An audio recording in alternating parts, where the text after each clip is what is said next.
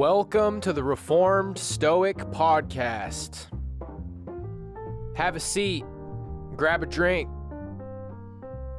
Here we discuss politics, religion, current events, philosophy, and everything else that matters.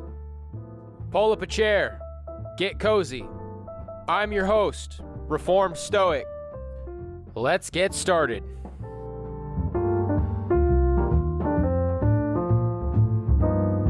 Hello, sports fans.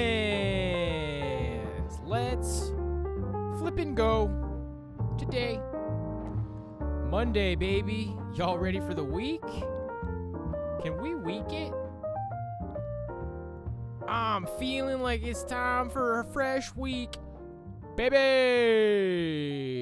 All right. Well, moving right along. I told y'all that I've been fasting lately. I started out today with a coffee with a little bit of cream and sugar. Fat-free cream, by the way. I'm still rocking with the squirt during the stream. You know how people drink 7-Up when they're sick? Kind of like a little something to ease my stomach. Yeah, it's got calories and sugar. I might try to do a little fasted cardio later, or not fasted cardio. I could probably burn this shit off if I did a little cardio or something, but I don't know. I guess I'm not really fasting. I'm just not really eating anything other than coffee and squirt.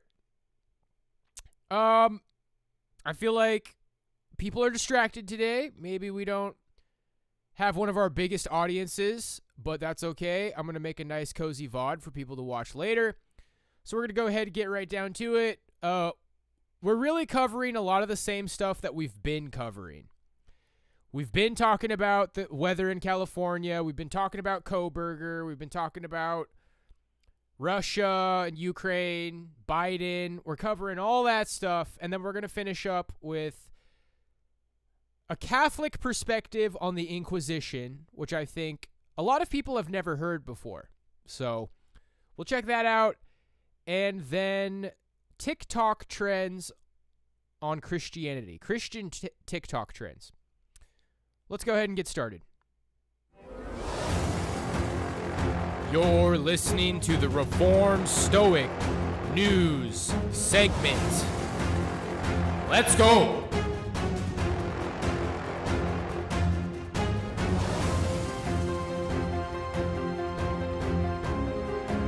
Buckle up, buckaroos.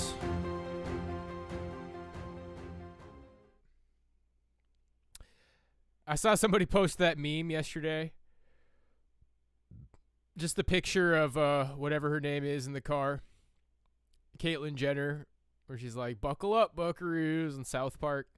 That's such a perfect meme for where society is headed.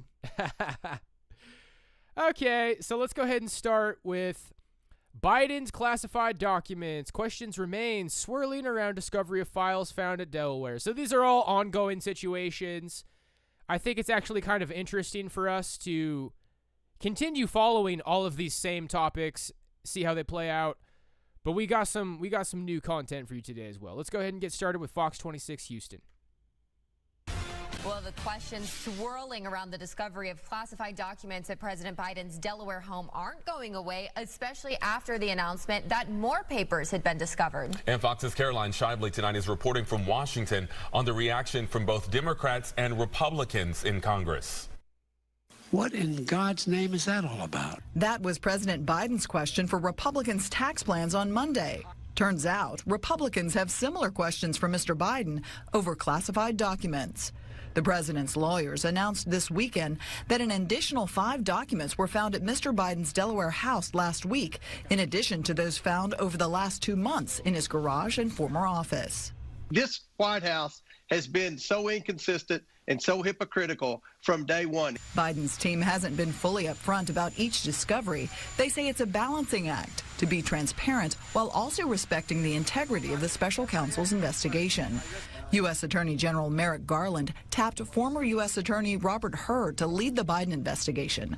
That's after he named a special counsel in November to look into hundreds of classified documents found at former President Trump's Mar-a-Lago resort.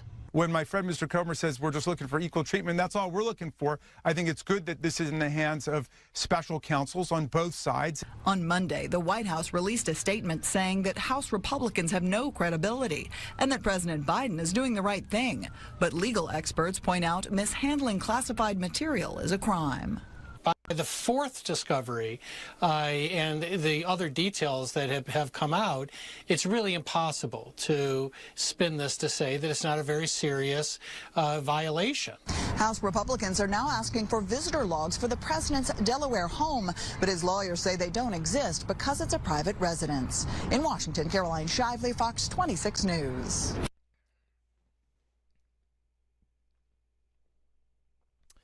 Okay, so if y'all were thinking like me when all this news about the Biden documents came out, you were probably thinking, what is the end game here? What exactly are they going for with, because it was, oh my gosh, Trump had the nuclear codes, Trump had the secret documents, and that seemed pretty standard. You know, that's kind of the narrative that has always been going, you know, all the way back to Russia. But now Biden's got some secret documents, and it's like, okay, I'm feeling a shift in the program. Like I said, I've given you guys the analogy of the 13 Ghosts maze.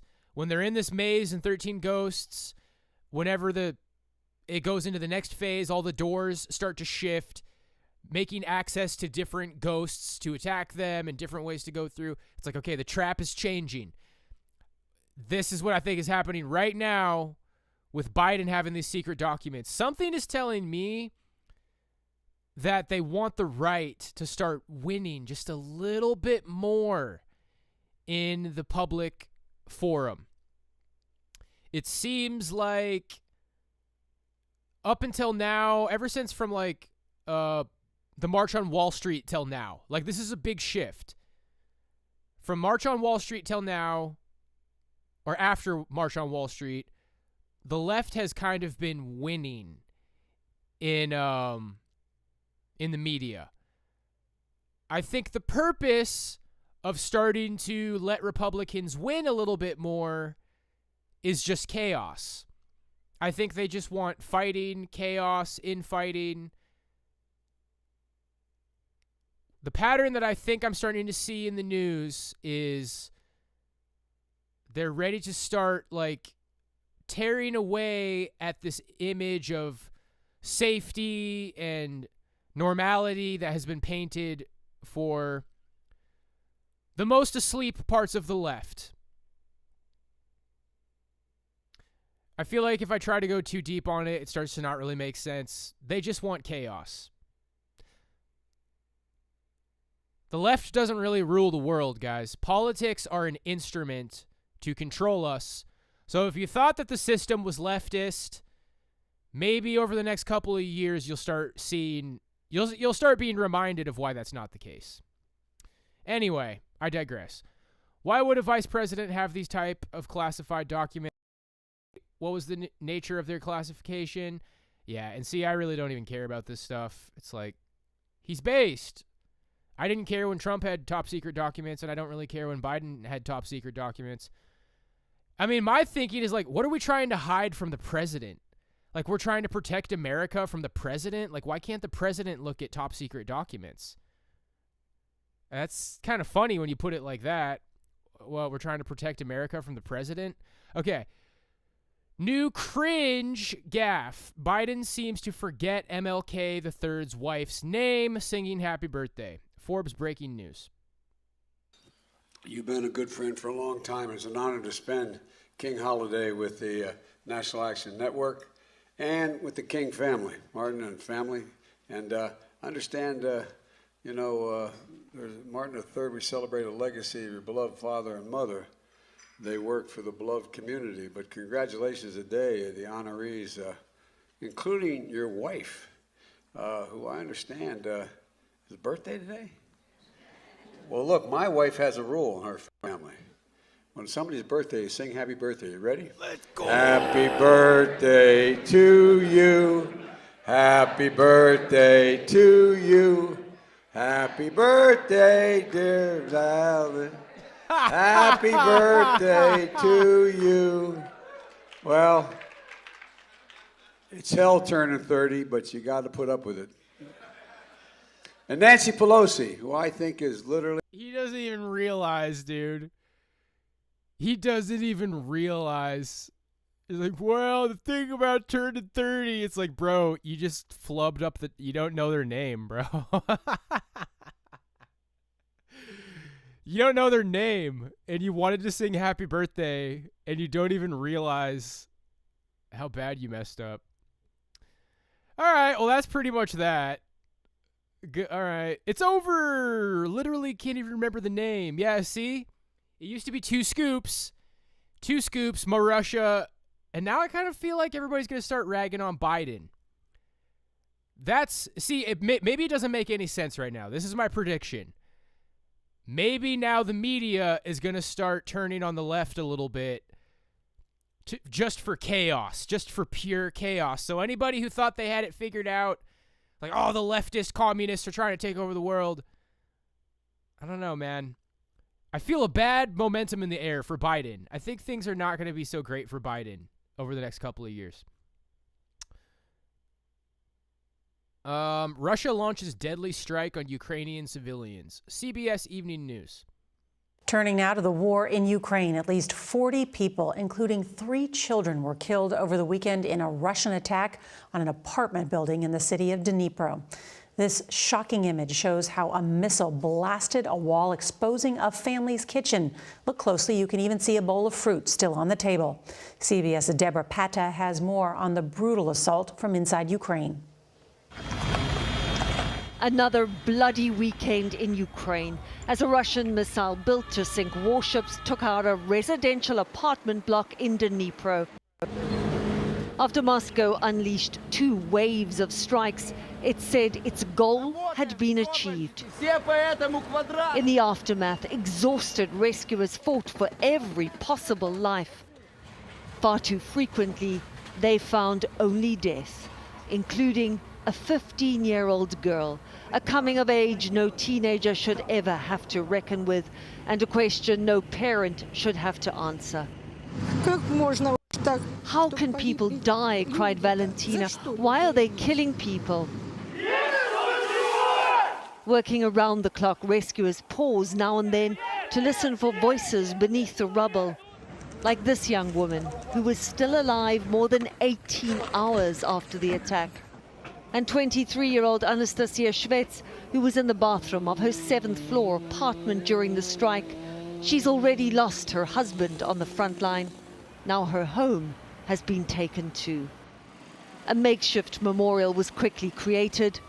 Irina Skripnik lights a candle and sobs. It could have been any of us there. In Germany, the U.S. military has begun its training of Ukrainian forces. The chairman of the Joint Chief of Staff's General Mark Milley says it is aimed at honing the skills needed either to launch an offensive or counter a surge in Russian attacks. Nora?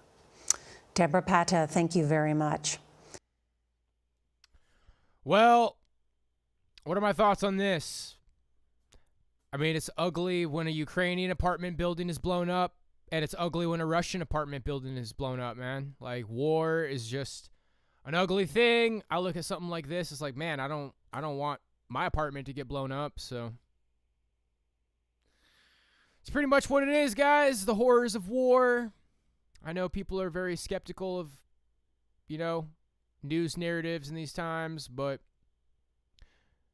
I believe that people are dying right now. And it's sad. And it's not something that I want. May God keep Ukraine civilians safe and everyone else in the world. All right. Well, that's that. I'm not going to go on and on and on about something that doesn't need that much said about it. Oh, California. Yes, we have been following California weather. I'm trying to not make too light of this. We don't want people to die in bad weather, but it is very intriguing. Happening now, CBS California Miami. is bracing for another round of winter storms. Thunderstorms started in the north and moved south. CBS 4's Jared Hill has the latest. In weather-worn California, the cleanup continues, as yet another bout of rain and snow adds to the likely $1 billion in damage the state is already facing. In Los Angeles, this massive oak tree fell, smashing cars, though no one was hurt. Floodwaters still cover some communities. There have been hundreds of swiftwater rescues statewide, including this one Saturday in Orange County. Near the Central Coast, residents clearing mud left over from receding water say they feel defeated. My backs are hurting, my feet are killing me in these rainbows. It's disgusting, you know. The mud is so unbearable. In Ventura County, north of Los Angeles, swollen bodies of water washed out this stretch of road, while in the mountains, another blanket of snow. Sunday, the University of California, Berkeley's Central Sierra Snow Lab tweeted more than 20 inches had fallen in just 24 hours. Some who came to enjoy the slopes for the long weekend say they might have to cut it short. We're definitely leaving soon before it gets any heavier than this. The weeks of intense storms have prompted evacuation warnings. For some, like Steve Summey, finding safe shelter hasn't been the easiest. He says he spent days in his RV parked on the side of the road. I hope everybody else is safe and just keep hanging in there. It's supposed to lighten up a little bit. And those drier days seem to be on the way. Forecasts show an end to the wet weather starting tomorrow. Jared Hill, CBS News. And there have been at least 19 storm-related deaths. A 5-year-old boy still missing after floodwaters swept him out of his mother's care a week ago. The National Guard has joined in the search. It's the man on a silver mountain. Rainbow hype. Yeah, guys, you know, I don't want people to get hurt in Ukraine. I don't want people to get hurt in California. Is California, like, extremely liberal and, like, smug, and they have places like San Diego and San Francisco? Yes, but we don't want people to get hurt there. Is Zelensky an actor? Like, literally, he was an actor, and Ukraine seems to be some sort of, like, a CIA puppet state? Yeah, but I don't want people to get hurt. So I'm going to not, you know, be insensitive about this stuff. Everybody's talking about how California is just getting, like, smited by God. It is what it is, brothers. A lot of people don't seem to understand what massive amounts of rain can do to a drought-stricken land. I would be preparing for lahars, floods, landslides, sinkholes, and avalanches at the same time. And I would be praying hard. Much love to those affected. What a nightmare. That sounds like Chad material, dude. I'd be preparing for lahars, floods, landslides, sinkholes, and avalanches at the same time. I imagined like a Giga Chad. I imagined like a 300-pound, 6% body fat Giga Chad, like balancing on his fingertip. I'm preparing for lahars, floods, landslides, sinkholes, and avalanches at the same time. Prayers for all the Chads out there who are surviving on a very high level. All right, moving on.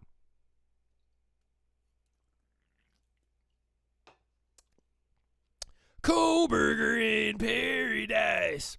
Fox 13 Seattle. Kohberger wrote about not feeling emotions as a teenager. I mean, I said some edgy shit on Facebook when I was young, or like MySpace. You know, you listen to like an emo album and a girl rejects you in middle school, and then you go on Facebook and you're like, I feel lonely. I feel lonely about my life. Whatever, dude. I mean, this guy does sound like he's kind of a freak, though, but yeah, whatever. A New York Times investigation pulling the curtain back on Bryan Kohberger, the Idaho quadruple murder suspect. So the newspaper found social media postings from Kohberger from 2011, and in them he wrote about not feeling emotions. In 2011, Kohberger would have been just 16 years old, and he allegedly wrote that not being able to feel emotions brings him to have suicidal thoughts. According to the New York Times, he felt as if he was observing life as if it were a video game and could do whatever with little remorse. The social media post painting a picture of a sad, isolated teenager. The New York Times didn't say which platform Kohberger made those posts on. And this week, Kohberger waiving his right to a speedy trial. His next court date is set for June 26th. Dude, his last name is literally Spergberger. Not funny. Okay, well, I'm kind of torn on this, you know. Yeah, not feeling any emotions. That's a little bit much. You know, I actually just remembered now that I got called into the counselor's office when I was in middle school because I said something like depressed on MSN Messenger. This is before MySpace. I made my screen name on MSN Messenger. That's what people used to do. You can change your screen name. People would always change their screen names even though your email address stays the same. And one time I changed mine to something like, I'm just like sad, you know, things are not going my way, and sometimes I don't know if I can make it. And I got called into the office, and the counselor asked if I was like sad. And a lot of people post bummed out shit on social media, is what I'm saying. It doesn't necessarily prove that you're a bad person. All right, well, that's that. Okay, now we've gotten over the topics that we've been covering for a long time. Let's mix it up a little bit. Somebody asked me about the Inquisition today. My guess is that most people who have heard all this stuff about the Inquisition, it's always people who don't like Catholics. And a lot of people don't like Catholics, which is part of where you got to get red-pilled. Maybe one of the last worldviews that you're willing to hear out is Roman Catholicism. And that's definitely my experience. You know, when I was becoming a Christian, there's a lot of gatekeepers who are going to, like, take a big crap on Roman Catholicism. So let's just go ahead and hear this guy out. You know, if you disagree with it, I'm happy to hear that. I would encourage you to go look up, you know, the other views where people are just going on and on and on about how horrible it is. But, you know, this guy, VaticanCatholic.com, Catholic Inquisition myths busted. Let's go. This is Brother Peter Diamond of VaticanCatholic.com. I was going to be talking about Inquisition myths busted. Before I get into the rationale of the Inquisition and whether or not it was justified, I want to refute some of the myths that are common surrounding the number of people who were put to death. I'm going to be focusing primarily on the Spanish Inquisition, and I won't be able to cover all the points in just one part, but I will cover some important ones. I will be focusing on the Spanish Inquisition because it's by far the most notorious of all the inquisitorial tribunals. First of all, what was the Inquisition? It was an ecclesiastical court or tribunal created by the Catholic Church for the region of Spain, and it was created in 1478. What people have to understand is that during the Middle Ages, heresy was considered to be a capital crime, like murder. Okay, the rationale was that just as it is a grave evil to kill the body and to take someone's natural life, it is even a more grave evil to kill someone's soul, which is done through perverting the truth, which will send him to hell. And this rationale was shared not only by Catholics at the time in the Catholic Church, but also by the eventual Protestants such as Martin Luther and John Calvin. Luther openly called for the death of the cardinals and the Pope. John Calvin put people to death. In one notorious case, John Calvin had Michael Servetus put to death because he denied the Trinity. And before Servetus was under his control, Calvin even warned him. He says that if he came... Oh! Calvin had people put to death for denying the Trinity. Messianic Calvinism, anybody? Southern Israelite literally just released a video. Would Protestants have me killed? Would like reformers have me killed? This guy literally just said that Calvin had people put to death for denying the Trinity. So, yeah. near him. As far as my authority goes, I would not let him leave alive." End quote. So in the Middle Ages, they took heresy very seriously, and we can see how this rationale is rooted actually in what God decrees in the Old Testament for certain sins and violations of his law. He decrees the death penalty. And people on all sides were condemned for the capital crime of what they considered to be heresy. And many Catholics, countless Catholics, were killed in the eventual Protestant countries, such as in Protestant England. Many Catholics were put to death, and in many other places. Before I get more into that and whether it was justified and so forth, I want to refute the popular myths about the Inquisition.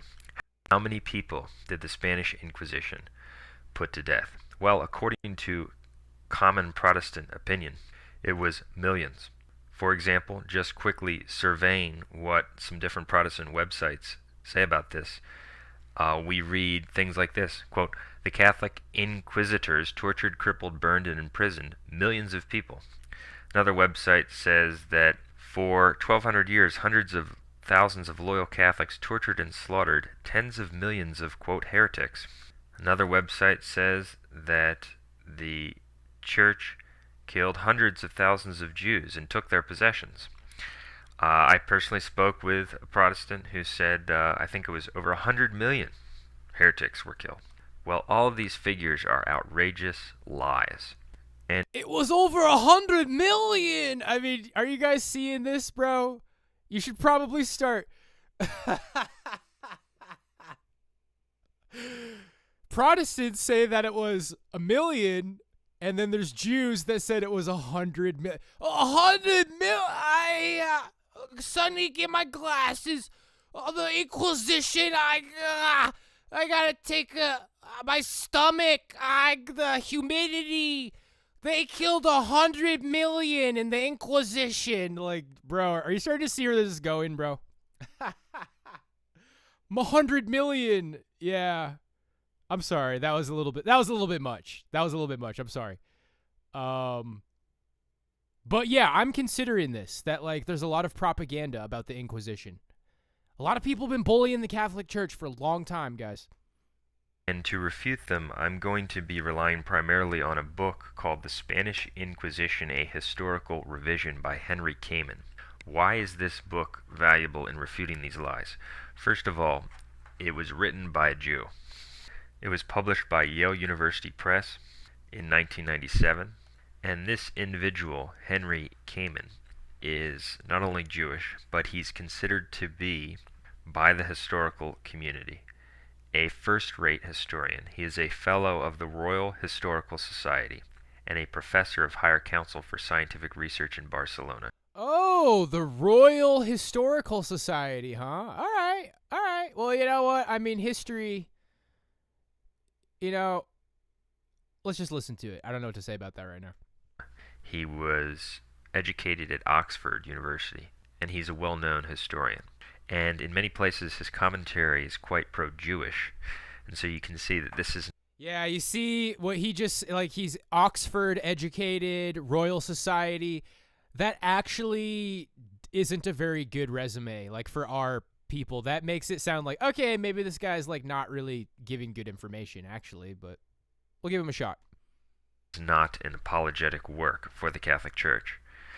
But he's honest enough, at least in the reporting of the essential facts, to destroy and demolish the popular myths that Protestants primarily spread and others about the Spanish Inquisition and its procedures, its intentions, and what we're going to be discussing right now, the numbers of people killed. Oh, before I get further into that, I want to mention that in the popular Protestant book, A Woman Rides the Beast by Dave Hunt, he argues on page 79 that in Spain, the number of condemned exceeded 3 million, with about 300,000 burned at the stake. And so he doesn't go for the millions were executed, but he says 300,000, which is completely wrong. So what does Kamen say? In his book, The Spanish Inquisition, A Historical Revision, Henry Kamen says, on page 60, after analyzing some of the data from the various tribunals in different parts of Spain, he says, quote, taking into account all the tribunals of Spain up to about 1530, it is unlikely that more than 2,000 people were executed for heresy by the Inquisition." End quote. On the page just prior to that, page 59, he explains how, quote, "the period of most intense persecution of conversos was between 1480 and 1530. Okay? And I want to add here that this was the most intensely active period of the Inquisition. There were some periods where you go decades where almost no one was condemned to death. And he quotes some different authorities. For instance, one individual who estimated that up to 1490, 15,000 people were reconciled under edicts of grace, not killed. And another fellow, Andres Bernaldez, estimated that in the Diocese of Seville alone, between 1480 and 1488, the tribunal had burnt over 700 people and reconciled more than 5,000. A later historian, the annalist Diego Ortiz, claimed that in Seville between 1481 and 1524, again a very intense period, over 20,000 heretics had abjured their errors, and over 1,000 obstinate heretics had been sent to the stake. And he goes, "There is little doubt that the figures are exaggerated." So he's saying that this claim that 1,000 people in this active area in the most intense period of the Spanish Inquisition were killed, that claim is very exaggerated. On page 203, he gives us more insight into the total number of people who were put to death. And people have to understand that there's an important distinction between people who were questioned or tried and people who were condemned. Okay? He says, quote, "The proportionately small number of executions is an effective argument against the legend of a bloodthirsty tribunal." He goes on, "It is clear that for most of its existence the Inquisition was far from being a juggernaut of death, either in intention or in capability. The figures given above for punishments in Valencia and Galicia suggest an execution rate of well under 2% of the accused. It has been estimated that in 19 of the tribunals, over the period 1540 to 1700, under 2% of the accused were executed. If this is anywhere near the truth, it would seem that during the 16th and 17th centuries, fewer than 3 people a year were executed by the Inquisition in the whole of the Spanish monarchy from Sicily to Peru. Certainly a lower rate than in any provincial court of justice in Spain or anywhere else in Europe. A comparison indeed of Spanish secular courts with the Inquisition can only be found in favor of the latter." End quote.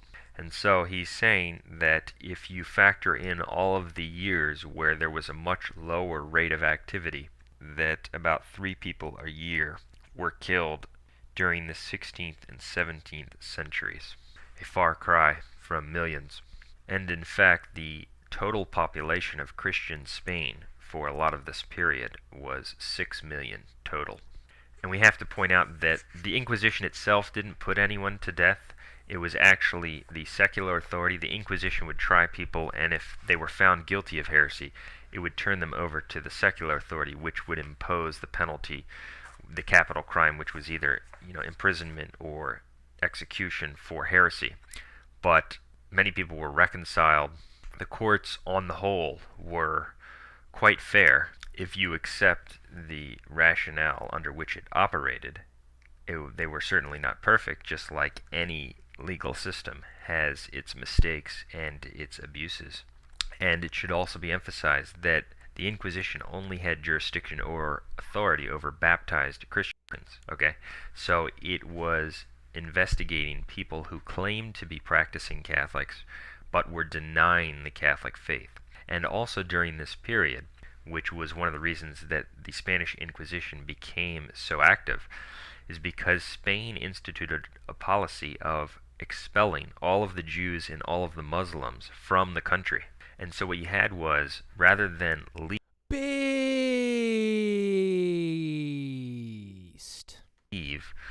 some of these individuals, these Muslims and Jews, converted, but their conversion was not sincere, and so they were still practicing their false religions. And so the Inquisition analyzed whether there was evidence for this, and tried those who were guilty.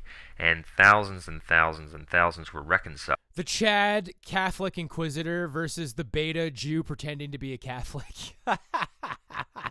Oh, I love Jesus. Get burned at the stake. Yeah, so let's listen to the last 30 seconds. And so that was the policy. They gave them the choice to leave the country or convert. So those who stayed and then feigned conversion and did not actually believe in the faith but actually denied it really brought that upon themselves for the most part. And we also have to understand that during this period, Spain had just come to the end of a 700-year war trying to expel the Muslims from the country because their very existence was constantly threatened by them. So not only for religious purity, but also for reasons of security, Spain decided to remove all the Muslims. There's much more to be covered. Please look for part 2. Oh, wow. There's a part 2. Okay. Well, I'll probably listen to that on my own time. And I would encourage you guys to do that as well. This guy sounds... I don't want people to think that this is just like a let's just vindicate Catholicism all the time channel or platform. But I want to know history. And I think that sounded very intelligent. That sounded very intelligent and reasonable to me. So now we're looking at this guy that he cited. He was a Jew from Oxford University and the Historical Royal Society. Now, that is an excellent choice because that guy, like being Jewish and having that resume, he has no reason to defend the Catholic Inquisition. These are the kind of people who directly stood against Catholicism. I mean, that is the perfect resume for hating Catholicism, going to Oxford, being Jewish. So that sounded very intelligent to me. That sounded very reasonable. So go into this idea that feudal Catholic times weren't nearly as bad as people try to make them out to be. It's a very interesting rabbit hole to go down, you guys, because there's all these angry anti-Christian Catholic bashers who just want to say, oh, never forget the 100 million who were burned at the stake in the Inquisition. And I feel like a lot of people around here in the internet that should probably be speaking your language. It's like, oh, okay, it's maybe not exactly what people said it was. Yeah, good stuff, man. I want to know history. And unfortunately, you guys, as I continue trying to learn the truth, I feel like listening to Protestants just emotionally bash Catholicism throughout history is not a good way to learn an accurate depiction of history, because ultimately Protestants are apologizing for the new world. You know, they're apologizing for the industrialized Protestant Freemason mercantile world. So, no offense. I'm just trying to get good information, and I feel like this is the better information. Let's wrap it up with under 8 minutes of TikTok trends. Christian trends, baby. Let's see what we got. Hopefully it's Liddy.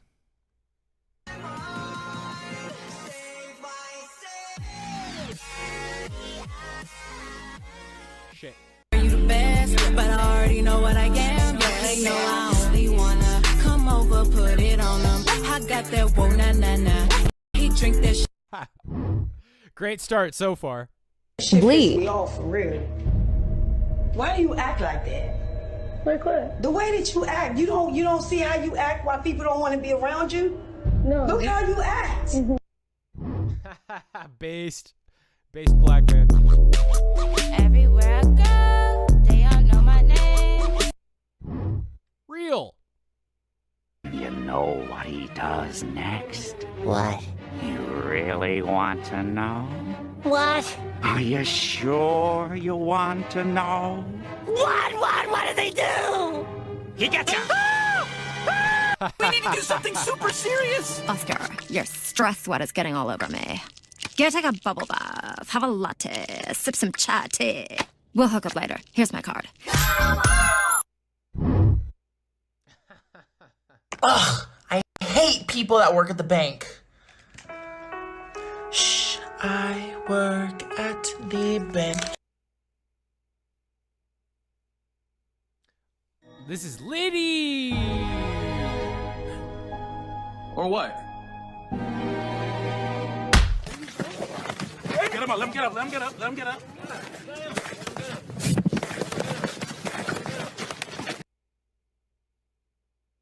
Oh yeah, baby, we're watching the whole thing. Turn it off.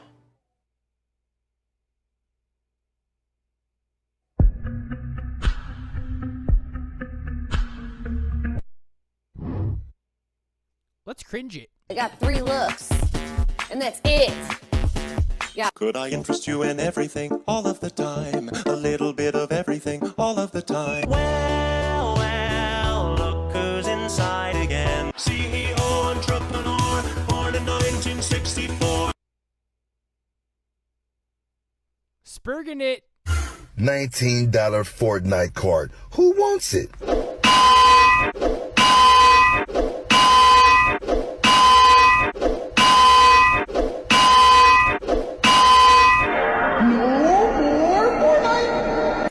When the sky comes falling, even the sun don't shine, I got faith in you and I.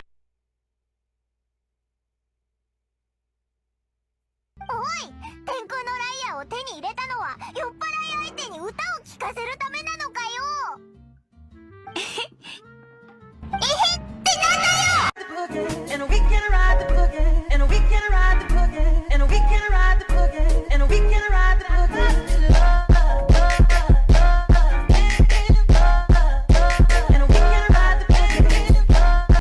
I'm laughing at you hard, do my jig and victory. I read the word, it's like loading the clip and then I spit the heat. How you ain't never read the script, but still gon' diss it when you speak. Ain't nothing. I'm kind of enjoying these a little bit, and I'm But kind you of don't cringing. look gay. Oh, I'm sorry. Let me just...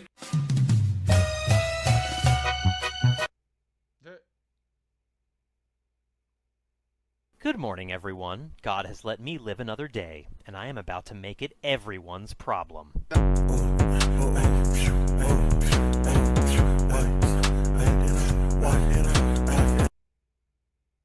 have no idea what that was supposed to mean. All the other kids with the mom that keeps these better run, faster than my boy. All the other kids. Now you try. First, get a jar. Patrick, that's a gun. Yes. What? Now, that was a lot of damage. Woo! I've been going jeans cause I'm cool with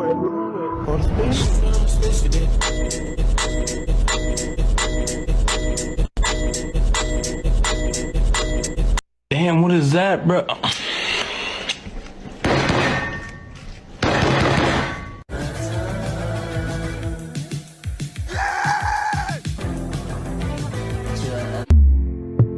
Cups of the rose. Bitches in my...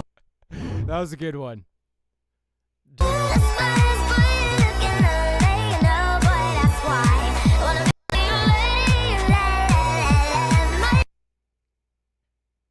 Playing Drake music to depict sadness is so funny.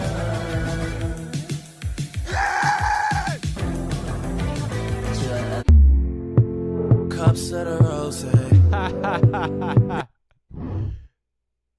I should do some TikTok trends. Hi, I'm Nellie, and today we're going to learn a new word. It's called no. No, hey, I'm talking. Okay, my apologies, Miss Girl. Miss who? She's not a girl. It's Miss Toller. It's Judge Toller. Be quiet.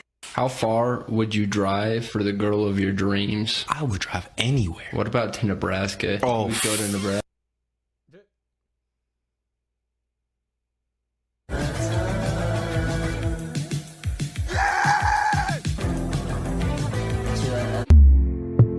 Cups of the rose. Good morning, everyone. God has let me live another day, and I am about to make it everyone's problem.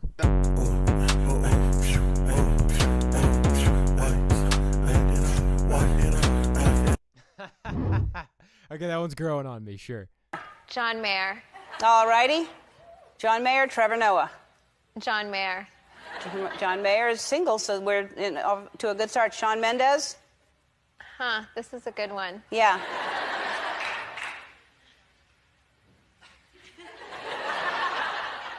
Okay, I'm going to go with the direction that I don't normally go in, so John Mayer. Okay, good.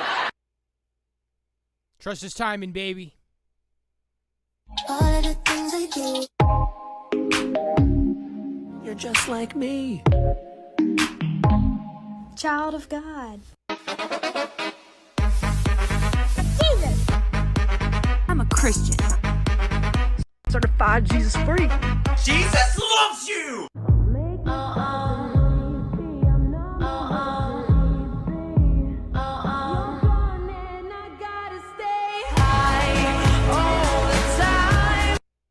I hate that song now, dude. And that's when it hit me. The best idea I ever had in my entire life. That's the worst idea you ever had in your entire life.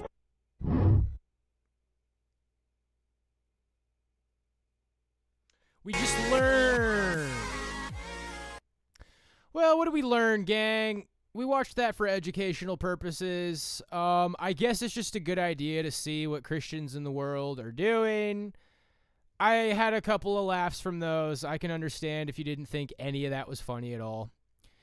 I can understand if you wish that we didn't watch that. But, you know, guys, it's just a good idea to see what's going on. I think I might hop on a couple of trends, dude. I'm going to do that Drake one. I'm going to do the one where the Drake song starts playing. Cups of the Rose. I thought that one was funny, dude. I'm going to do some Christian TikTok trends. Let's get trendy. And I'm going to delete. All my really cringy try-hard TikTok videos when I first made my TikTok.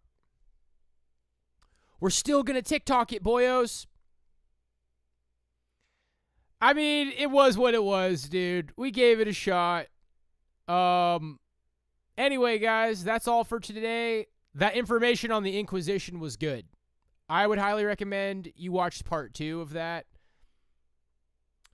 Let's viral it. Anyway, thanks for being here, gang. I appreciate all of y'all. God bless. And I will see you next time. Probably